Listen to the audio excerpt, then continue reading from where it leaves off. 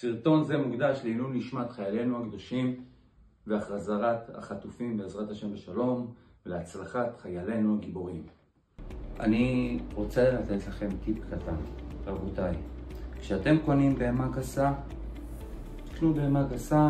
אם לא כתוב הכשר, זה לא כל כך נורא. תדעו לכם, כשאתם קונים תפילין בהמה דקה, כמו אלה, יש מפעל אחד בארץ שמייצר בהמה דקה כשרה.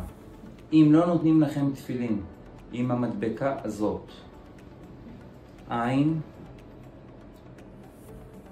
זה נקרא תפילין עם כנפיים.